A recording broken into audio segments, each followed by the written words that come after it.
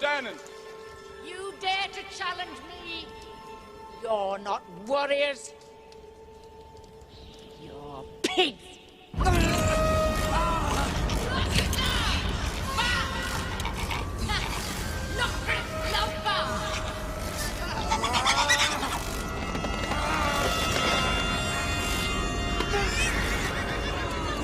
You're all pigs!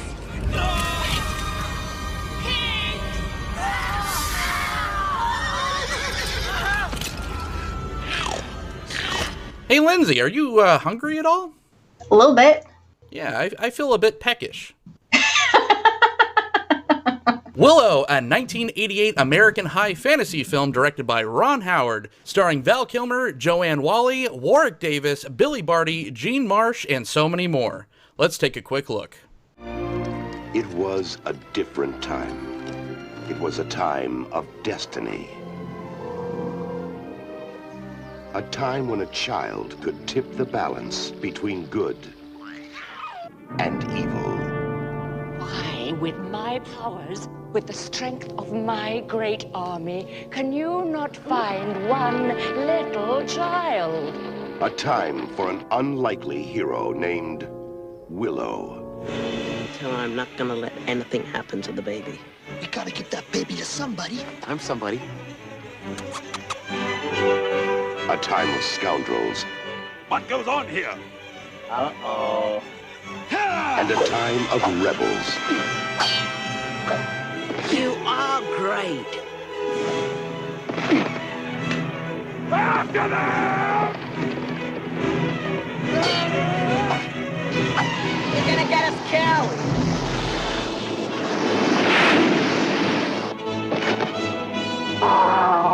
You're a great warrior and a swordsman. And you're 10 times bigger than I am, stupid. Find the child. Find the child! It was a time when courage could be found where you'd least expect it.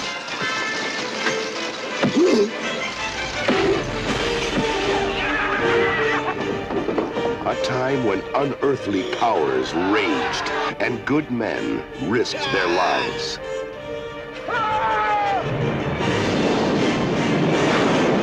A time of great adventure.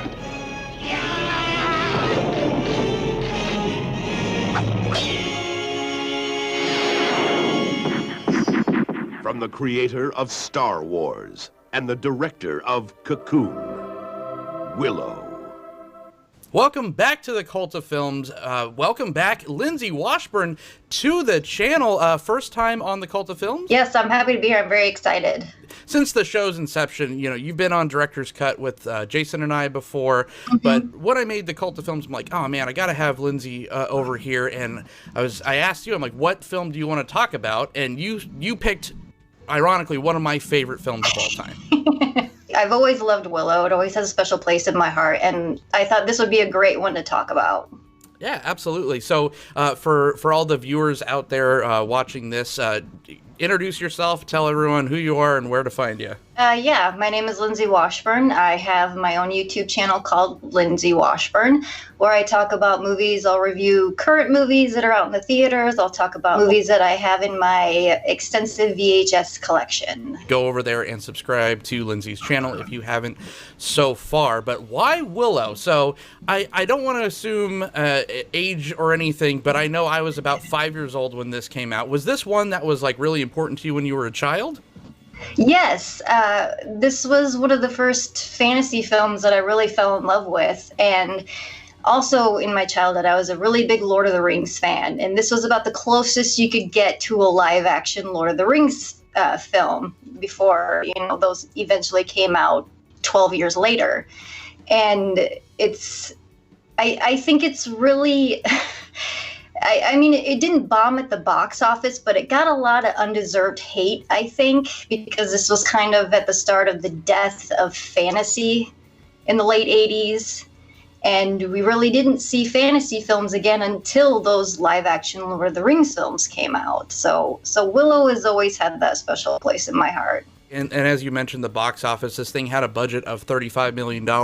It made $57.3 million at the box office. So usually on the show, the films aren't as successful, and we got to think of, port this into 1988. So this actually did make some money back, unlike, if a movie now had a $35 million budget and only made 57, that would be considered a huge failure with money that goes into marketing and all that. So this one actually made some scratch, and talk about like an all-star cast behind it. I think this was supposed to be the Star Wars for the fantasy genre. This is the stories by George Lucas. You have Ron Howard directing. I mean, it had some great stars, albeit maybe kind of unknown for the time, but wow, what a who's who. But before we get too far ahead of ourselves, let's introduce our own personal special guest getting us through talking about this film.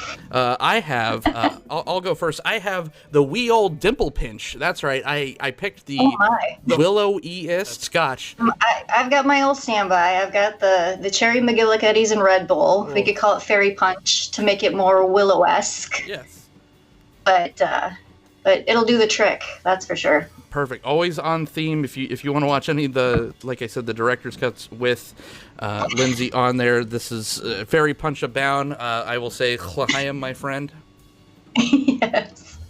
All right. So, yeah, let's get into it. Like I said, Ron Howard, the genesis of how this movie started coming about was George Lucas already kind of had this in mind, but he was so impressed with Ron Howard from Cocoon. So, he decided that, he approached the young filmmaker at the time and wanted to kind of dip his toe. He already kind of, Star Wars was such a huge success, so why not try, with the other side of the nerds?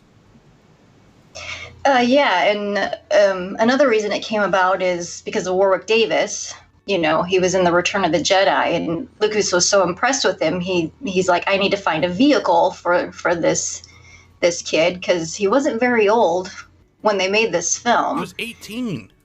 Yeah, because he was 14 when he was in Return of the Jedi. Right.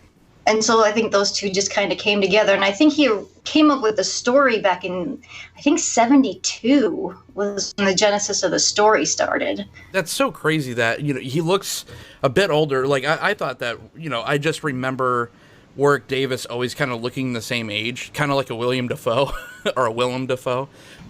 Like even a Famke Janssen, like they're the type of people that it's like the land that time forgot. They were never old, never young. But Warwick Davis, I was so surprised. I didn't even know until researching for this review that he was only 18 years old doing this film, and he did just a fantastic job.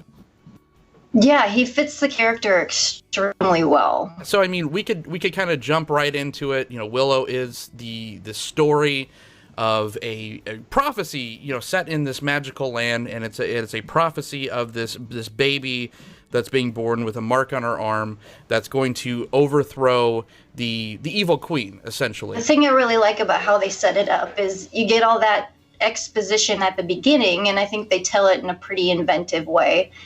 And then when we're introduced to the character of Willow, we see, the Nelwyns, they're kind of a joke in this made-up world, but Willow himself is also a joke within this community.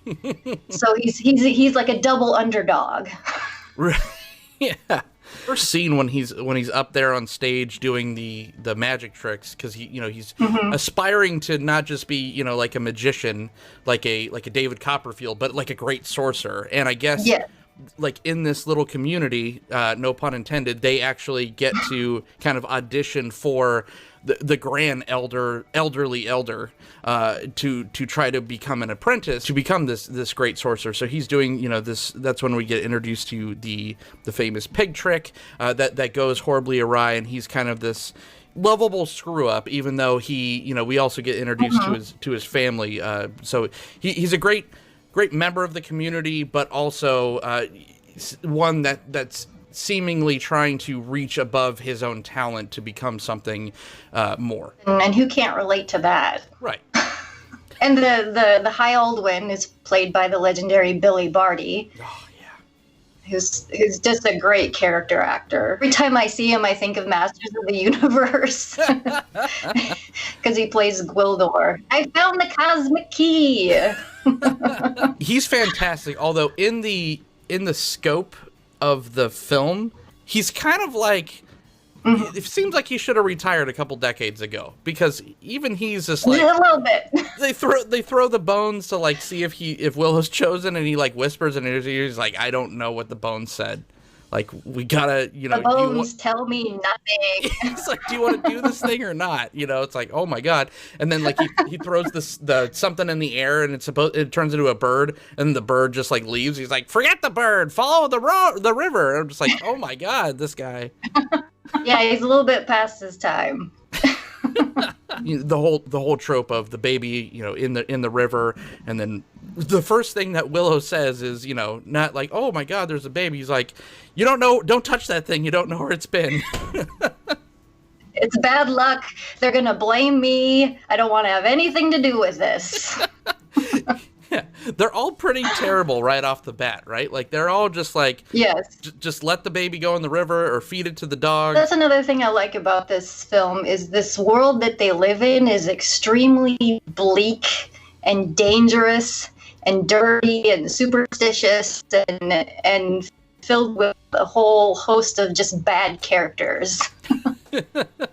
Yeah, where even I guess the mayor, because I guess there's like a mystical leader who we talked about. That's Billy Barty, but then also Burglecut. He's played by Mark Northover. He is just like the Donald Trump of the Munchkins. He is, because he's in power and he owns all the land and he controls the seeds, and he's just trying to take over everything. Yeah. He's not the most likable character, and he's quite the antagonist when it comes to Willow. I won't do a huge play-by-play, but just to kind of set things in motion. They call a council, this human child, to a crossroads to just give it to the first human that they see. This is the point. Whole scene is pretty comical, because Burglecut, as you mentioned, he doesn't want to have anything to do with it, and he's pushing this person and that person to go, and then he wants the really strong warriors to stay back so they can protect him. But as soon as he's thrown out there, he's like, yes, everybody come with me, keep me safe, I don't want to go on this trip. Right. He's the receiver of not one but two money shots. One, a face full of vomit from the baby, and then later on, it's kind of a running gag. He gets a face full of bird crap as well. So that is a fun running gag. Again, how great of a cast! But this is another one that I was kind of looking through. This came out in 1988, but looking through the cast members, how snake bitten this was. A lot of people, talk about, like The Crow or A Nightmare Before Christmas, and a lot of these things, or even like Exorcist. I think a lot of things happen to the cast of those films. And I mean, you look at it, Warwick Davis is still doing okay, but like he was like, in real life, he lost two of his children at a very young age. Like Val Kilmer and Joanne Whalley, they were married for a while, they divorced. Gene Marsh is fine, but then you get to like his best friend Magosh, played by David J. Steinberg. He killed himself. He hung himself. Burglecut died of a heart attack. So it's like, this is like, you think of Willow and it's a lot of mirth and cool effects and all this, but it's a really snake-bitten cast. Yeah, and Val Kilmer has had a whole host of health problems recently. Right. Wow. Yeah. I didn't know all that. That is crazy. Patricia Hayes and Billy Bartley also passed, but they lived to like ripe old ages. Yeah. They lived it up. How great this film looked, and then how like they really pushed the envelope as far this was all Lucasfilm, so and ILM. And they really pushed the envelope, and some of the stuff doesn't work, like the brownies, like the effects on the brownies and stuff. Yeah, those didn't age well. No. They used a whole host of different visual effects. I mean, they used miniatures, they used stop motion, and they created that morphing effect for when he's trying to get Finn Rizal back to her human form. And that technology that they came up with for that at ILM went on to be, used even more masterfully in other films, most notably in T2 with the T-1000 and all the liquid metal effects and stuff like that. So the genesis of that was Willow. Right. Yeah, and even like the kind of the two-headed Rancor beast that looked a bit phallic was a cool, the green screen on it doesn't really, you could see the seams pretty evidently. However, the character design, the fact, like you said, that they did like the claymation and then stop motion and all that, like it looks incredible. Like this looks like a huge film. Yeah, and especially with a budget like that. I mean, it was a bigger budget back in the day, but still, they did a lot with not a huge amount of money. And I love that it's called the Ebskis because it's named after Siskel and Ebert, which really shows the feelings that George Lucas has towards film critics. Right. Because I think even General Kale was named after another film critic. Pauline Kael. There you go. The legendary Pauline Kael. Yeah, this was just Lucas thumbing the nose. I mean, was there did they rip apart Star Wars or something? But he was just like preemptively just like attacking, he named Siskel and Ebert this giant, double penis monster that's attacking these. Well, I think, didn't Howard the Duck come out before this? Oh, right. I think that might be the beginnings of some of that cantankerous relationship. Which had great special effects. Yeah, it did. and this film was nominated for 2 Academy Awards, one for sound design and one for visual effects. Mm-hmm. Both lost to another Industrial Light and Magic in Who Framed Roger Rabbit that year. Yes. Yeah, some very, very tough competition on that one. Rightfully so, I think. I mean, that was... Mm-hmm. But both, I mean, if you think about it, both equally groundbreaking, I think that... I don't know, with a better script, maybe, or just... this really had a chance to, I think, be the next kind of Star Wars. Yeah, and I really think the biggest detriment to it was the fact that it's a fantasy film, because the late 80s was really the death of fantasy, because you had things like Krull and Labyrinth, The Dark Crystal. None of those did super well. And then if you look at the 90s, after Willow came out, there's really no fantasy films. I mean, the only one that pops out in my head is Dragonheart, which did okay. But yeah, between Willow, all through the 90s, there really was no fantasy box office or film production until we got to The Lord of the Rings and Harry Potter. And that is really what brought back the fantasy genre. And Jeremy Irons' Dungeons and Dragons, right? Oh, yes. I cannot forget that one. Who could forget that performance? Everybody. But yeah, it was just like like I said, some of the effects were so good. And then there was one point where even the stuff that we harped on, like the brownies, but one of the scenes where there's like this brawl where Val Kilmer's character, Mad Mardigan, is posing as a woman, and then Willow is like one of the like Kevin Pollak's like drunk off his ass because he's like swimming in a giant like cup of ale, and he's like reaching for him, and it just like the effects look so crazy. But then I was like, you know what? Like, flash forward, almost a decade or actual decade in the future, and then I always think of the scene in The Phantom Menace where Ewan McGregor and Liam Neeson are swimming down to the Gungan village, and there's a point where they're just like complete stop, like they just are images of themselves, like a Photoshop image, and they're just like kind of dragging across the screen, and I'm just like, man, this holds up just as well as that, and I'm just like you said, I think it was just the genre that kind of held it back. Yeah, because last night when I was watching it, because I mean, if you watch it on VHS, it doesn't look that bad. Because it all looks bad. It all looks bad. But if you're watching a Blu-ray or one of the cleaned up streaming versions, that stuff sticks out like a sore thumb. But there's a lot of big budget movies today that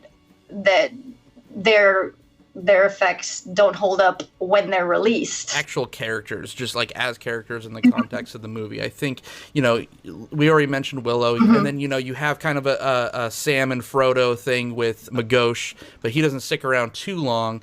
And then you have essentially the comic relief. One of them, as we stated, was played by Kevin Pollak, which is like, you know, when I'm a kid, when I was 5 years old, I didn't care who Kevin Pollak was. Right. But I'm like, oh my God, like I couldn't love it more. Like watching it as like a mid-30s, you know, grizzled old soul. Like, and Rick Overton too. He is a fantastic comedian. And I do remember for some reason hearing a lot of the critiques, you know, back then where the Brownies were ridiculed very heavily.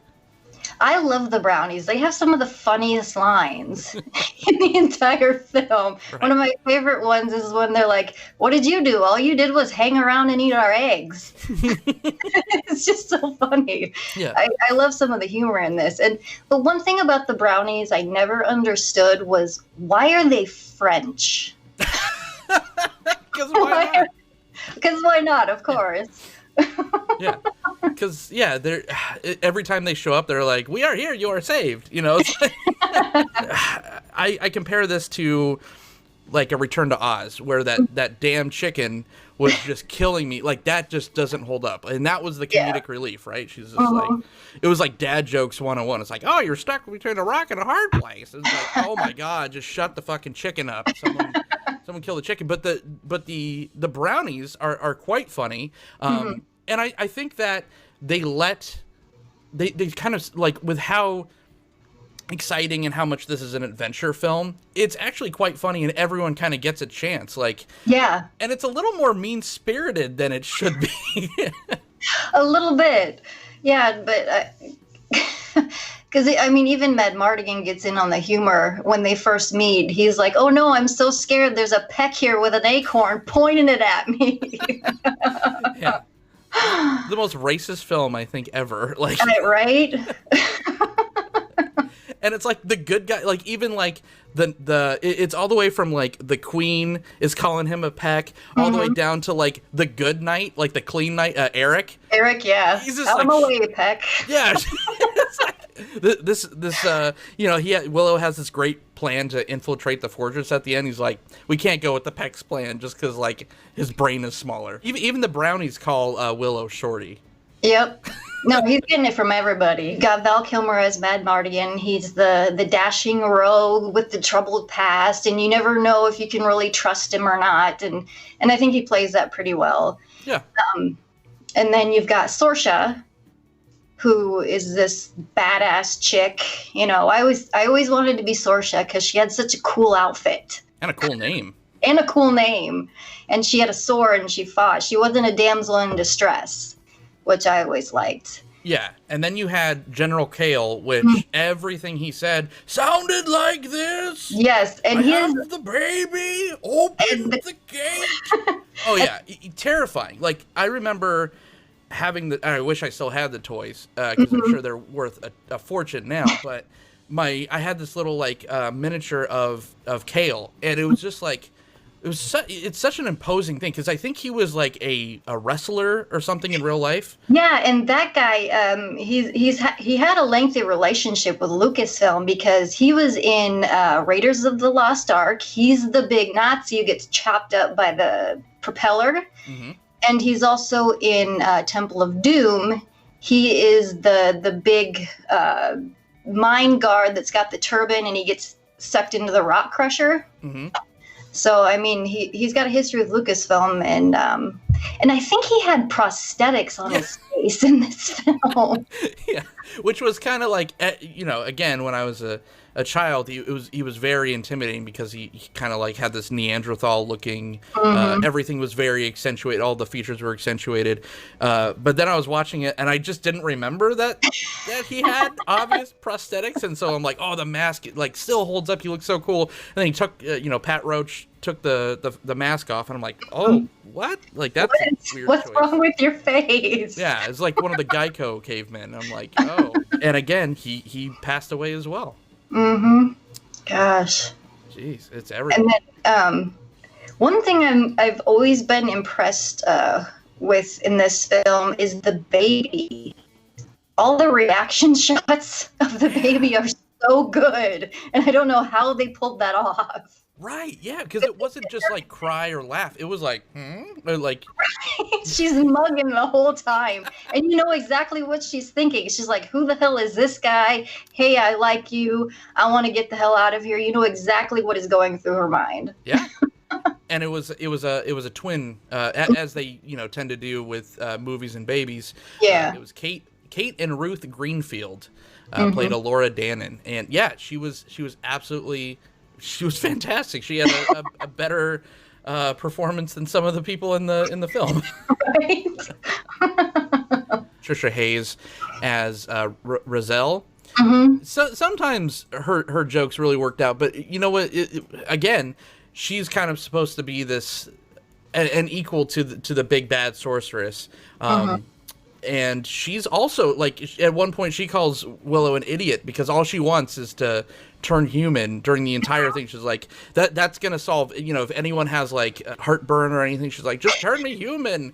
And turn me human. He's always trying, and she, like, bites his hand, and she's just not a nice person. And she's like, you idiot! And, like, everyone is just berating him constantly.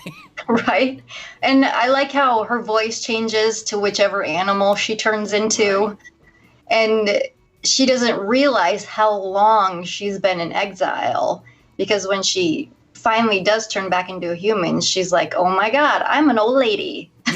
I guess this is one of my gripes about the film, kind of one of the most unclimactic finales, because like it has this great build-up. I feel like it kind of climaxes early when they go to the first castle, the trolls and the big monster that we alluded to, like that's all great, and then they go to the other thing, and one of the coolest scenes, and it looks so good, was the pig scene. Yes, I love the pig scene. It's another thing in this film where it's just kind of gross. Yeah. And dirty, and something that you wouldn't think would be in a children's film, because it's extremely disturbing. Yeah. Adds a level of horror element to it. Yeah, because they've got all the prosthetics, and I think even one of the extras was even a person that had no legs, where they were able to mock up to make him look like an actual pig, and it was done pretty well. Yeah, a ton of extras, ton of practical effects, and then, as I said, I feel like that's kind of the pinnacle of the suspense, because then we kind of end on an elderly woman brawl. I love that fight. It's just, okay, the magic isn't working, so I'm just going to punch in the face. And the magic is so, it almost comes, I mean, not almost, it does come across as comical. At one point, Roselle has Babmorda in the air, and she's like, me, and just like twisting her in the air, and I'm like, slamming her up against the wall, and oh my gosh. Yeah. And I think that might have been another, it was just, there was a limit to what they could do, I think, as far as special effects. You couldn't have this huge wizard's duel, right, with what they had available to them. Yeah. But it's definitely entertaining. It kind of was. It just kind of, I don't know. It felt more. I felt like there was more gravitas to seeing like the Death Star exploding or something, something like that. But it had all this great build. It's just like, oh my God, there was already this tower siege scene and this giant monster and all these trolls and then this pig. Oh my God, what are we gonna do? And then it's just elderly women in a brawl, and I'm like, all right. Well, one thing I like about this movie with its action scenes is none of them are one-dimensional. There's always like 3 different things going on within each action film. You see what's happening to Willow. At the end you see Willow and he's battling the grill that comes alive. That's about the best way that I can describe it. The Beetlejuice scene. Grill, yeah. Yeah. And then you've got the 2 old sorceresses fighting, and then you've got the battle down below them where Mad Mardigan and Kale are fighting and all that stuff. And all this is going on at once. And another part where they do that is at the castle with the dragon fighting, and then he's fighting the troll, and even the chase from the bar, the wagon chase. You know, you've got Madmartigan fighting people, and then you've got Willow struggling to get the reins because they've fallen. So there's always these multiple things going on within each action scene.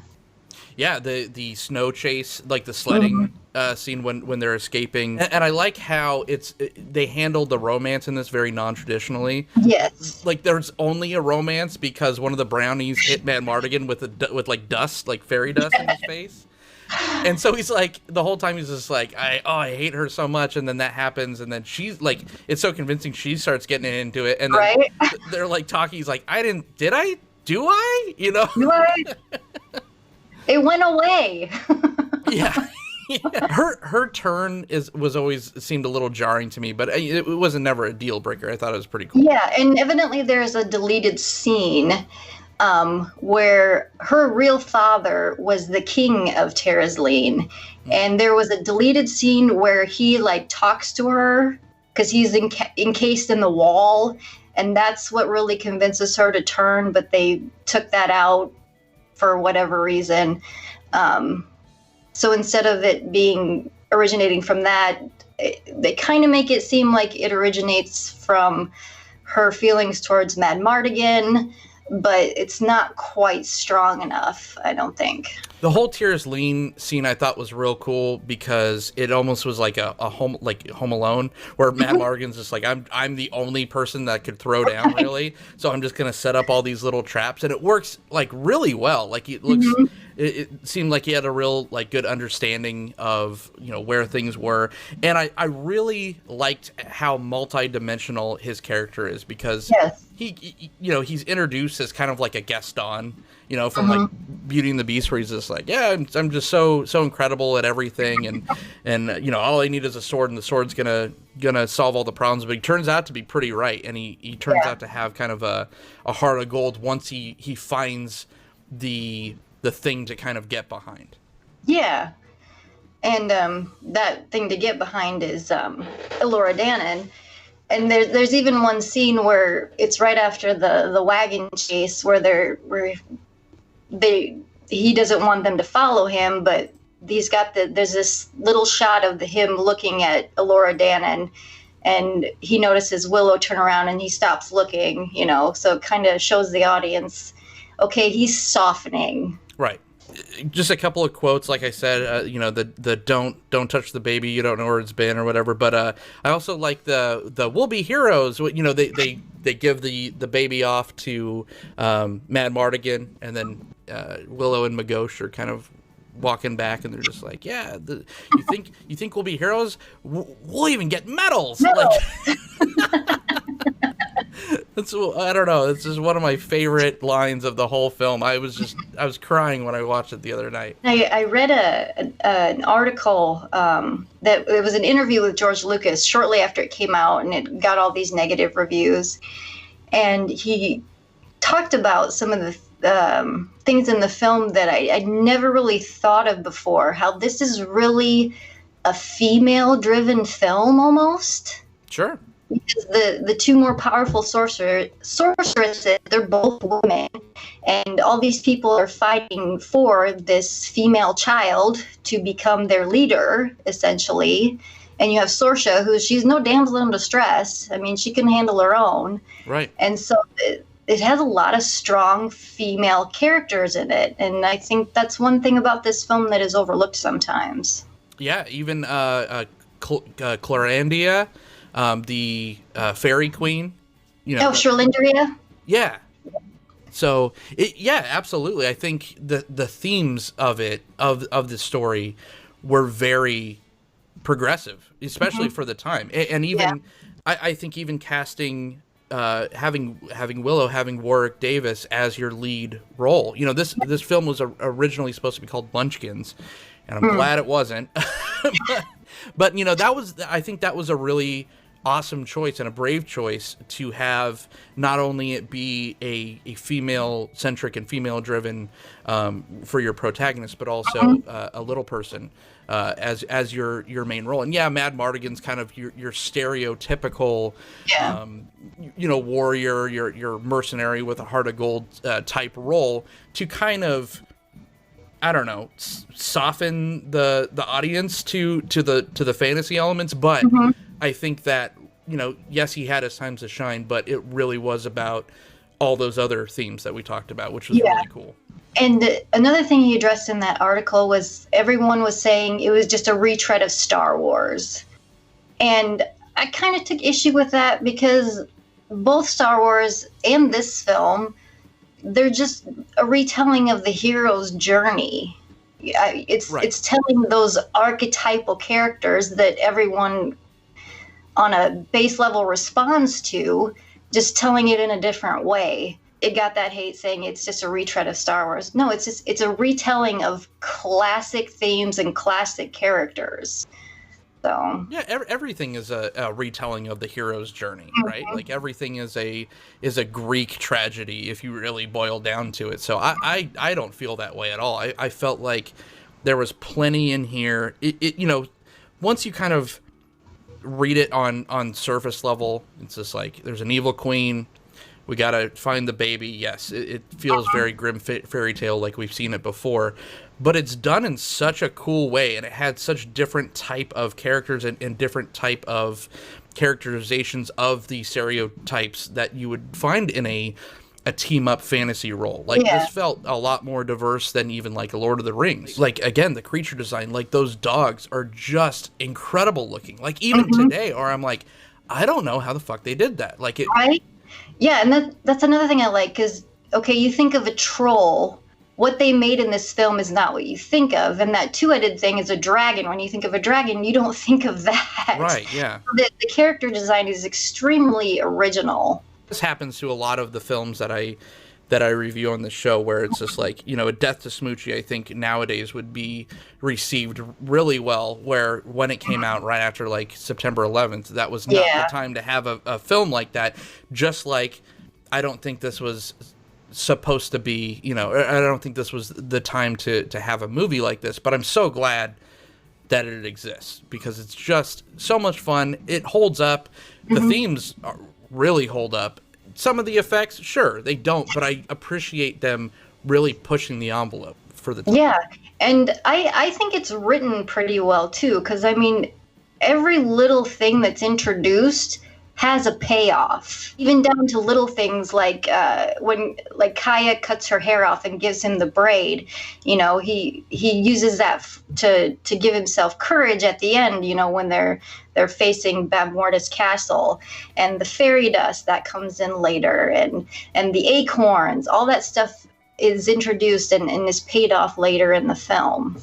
Yeah. And I liked how subtle they did things too. Like even Jean Marsh, Queen Bavmorda, like you see her during the ritual of, I guess, sucking the soul out of the baby, like her becoming just more, like the makeup just kind of ramps up. Yes. And she becomes like more menacing looking, and she becomes, more monstrous, which is just so cool. Like it had these, they really spent the budget well. Like they had these little decisions that, I'm not going to say like, oh, people that don't review, movies aren't going to pick out. I'm not going to, smell my own fart that hard. But it is like, I do appreciate all these little nuanced choices that they made. That made it feel more like a Star Wars, where they did a lot more with a lot less.